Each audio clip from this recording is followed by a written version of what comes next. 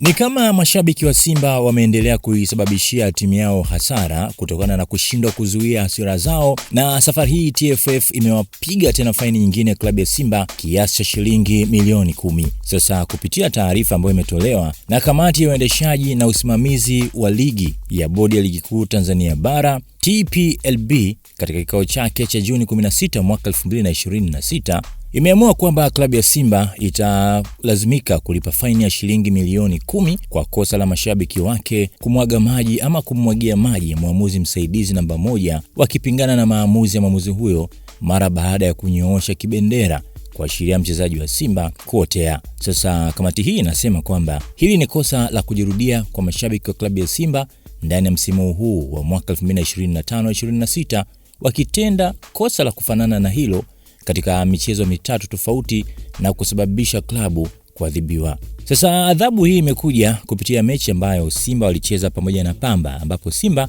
aliibuka na ushindi wa bao 2-1, na kupitia maelezo ya kamati hii ni kwamba adhabu hiyo ambayo Simba wamepewa ni kwa mujibu wa kanuni 47(1) ya ligi kuu kuhusu udhibiti wa klabu. Lakini haikuishia hapo.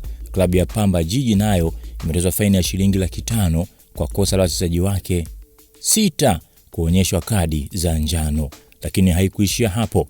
Mwamuzi wa kati Hans Mabena kutoka Tanga na mwamuzi msaidizi namba 1 Frank Komba wa mchezo huo wameondolewa kwenye orodha ya waamuzi kwa mizunguko 5 kwa makosa kuonesha mapungufu ya kiuchezeshaji yaliyotokana na kushindwa kutafsiri vyema sheria za mpira wa miguu. Sasa kamati inasema kwamba adhabu hiyo ni kwa mujibu wa kanuni 42(1) ya ligi kuu kuhusu udhibiti wa waamuzi.